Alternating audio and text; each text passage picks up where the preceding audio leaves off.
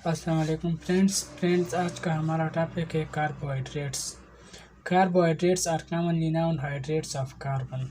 Hydrates of carbon इसको इसलिए कहते हैं क्योंकि इसमें एक कार्बन एटम होगा अलॉन्ग विद वाटर मॉलिक्यूल। अगर हम देखें तो वाटर में हमारे पास हाइड्रोजन और ऑक्सीजन का 2:1 होता है, यानी 2:1 में ये मौजूद होता है वाटर में। तो कार्बोहाइड्रेट्स में भी वाटर मॉलिक्यूल कार्बन के साथ 2:1 में मौजूद होगा। जैसा कि हमारे पास एक कार्बोहाइड्रेट से मैं ग्लूकोज लेता हूँ, इसका फार्मूला मैं लिख देता हूँ C6H12O6। तो अगर यहाँ हम देखें तो हमारे पास कार्बन, हाइड्रोजन एंड ऑक्सीजन 1:2:1 में मौजूद है।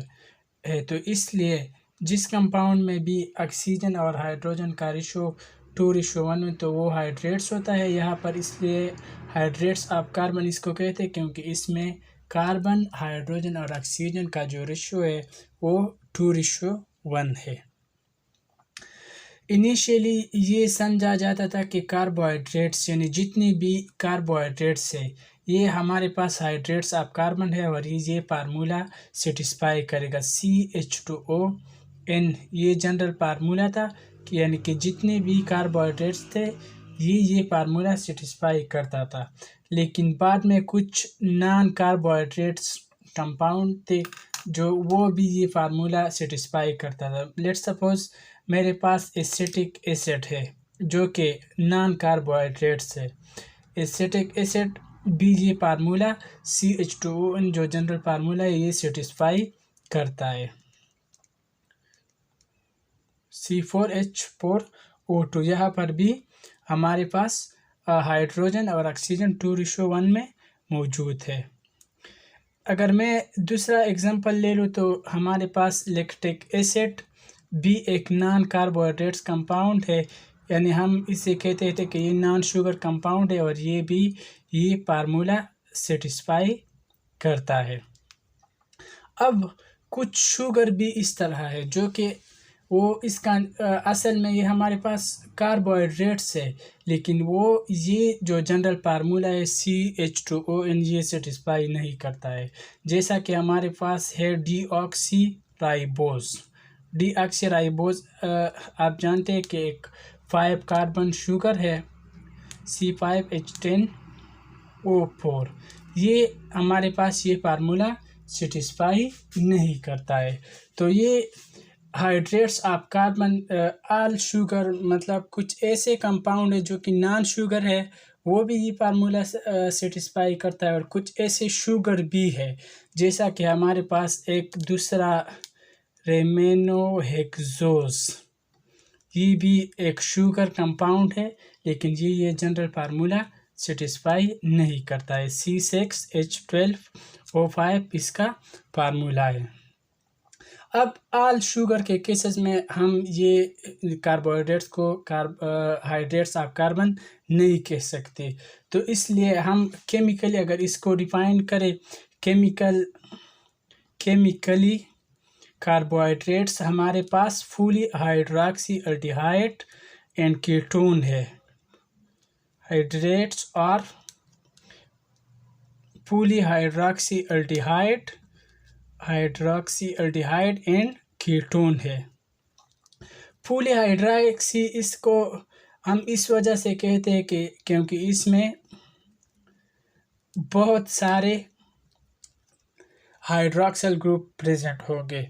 अगर मेरे पास एक 6 कार्बन शुगर है, लेट्स सपोज मैं ग्लूकोज लेता हूँ। ग्लूकोज हमारे पास एक 6 कार्बन शुगर है, तो इसमें 5 कार्बन ऐसे होगा जिसमें हमारे पास OH ग्रुप मौजूद होगा, लेकिन एक कार्बन ऐसा होगा कि इस पर OH ग्रुप मौजूद नहीं होगा और O कार्बन होगा फंक्शनल ग्रुप कार्बन। मैं दूसरा एग्जांपल लेता हूँ। मेरे पास है ग्लाइसरल्डिहाइड जो कि एक 3 कार्बन शुगर है। इसमें मेरे पास मौजूद होगा 2 हाइड्रोक्सिल ग्रुप 2 कार्बन पर हाइड्रॉक्सिल ग्रुप मौजूद होगा और 1 कार्बन पर हाइड्रॉक्सिल ग्रुप मौजूद नहीं होगा और वो कार्बन हमारे पास होगा फंक्शनल ग्रुप कार्बन। यानी जितने भी कार्बन एक कार्बोहाइड्रेट्स में मौजूद होगा तो बाकी सब पर हाइड्रॉक्सिल ग्रुप मौजूद होगा, लेकिन एक पर हाइड्रॉक्सिल ग्रुप मौजूद नहीं होगा और वो हमारे पास होगा फंक्शनल ग्रुप कार्बन। अब दूसरी बात ये है कि अगर शुगर हमारे पास अल्डिहाइड ग्रुप शुगर में प्रेजेंट है तो ये बात हमेशा याद रखती है कि अल्डिहाइड ग्रुप जो कि इस तरह लिखा जा सकता है, अल्डिहाइड ग्रुप हमेशा कार्बन नंबर 1 पर मौजूद होगा।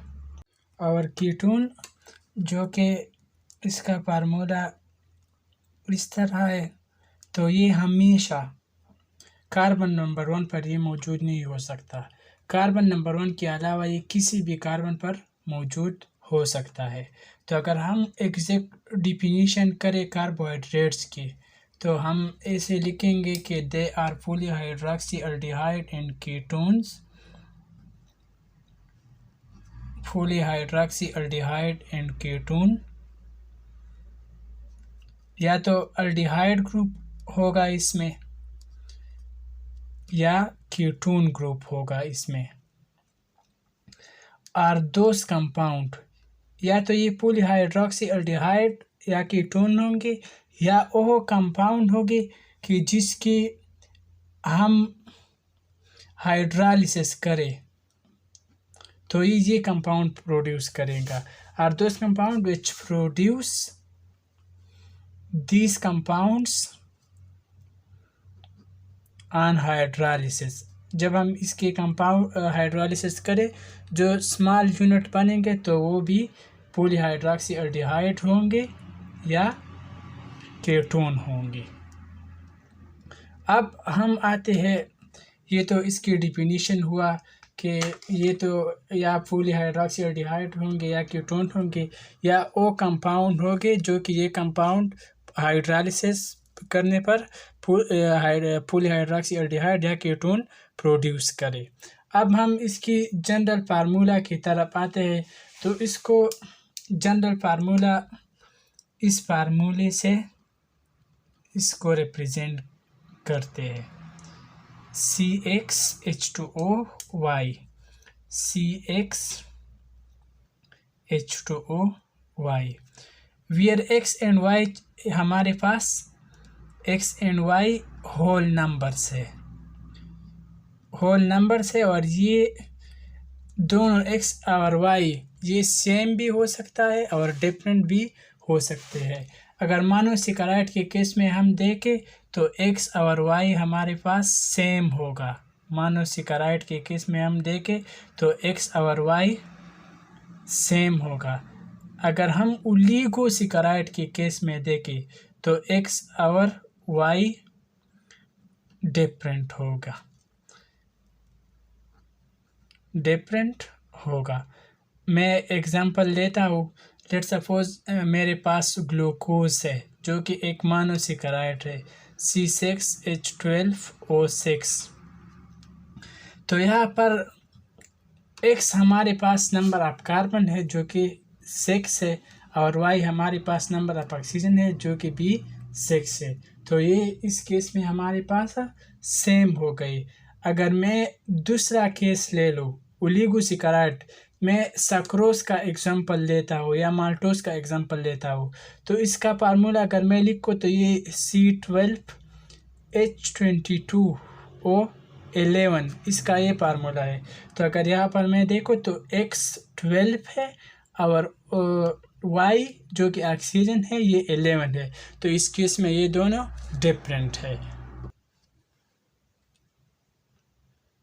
ये कार्बोहाइड्रेट्स का जो जनरल डिफिनीशन था उसके बारे में हमने डिस्कशन की। 2 डिफिनीशन हमने पढ़े, फिर हमने इसको प्रूव किया कि कौन सा ठीक है और कौन सा ठीक नहीं है। अब हम दूसरे लेक्चर में इसकी क्लासिफिकेशन करेंगे। कार्बोहाइड्रेट्स को 3 क्लासेस में क्लासिफाई किया है जो कि मोनोसेकेराइड, ओलिगोसेकेराइड एंड पॉलीसेकेराइड है। इंशाल्लाह ये हम नेक्स्ट वीडियो में डिस्कस करेंगे। Thank you.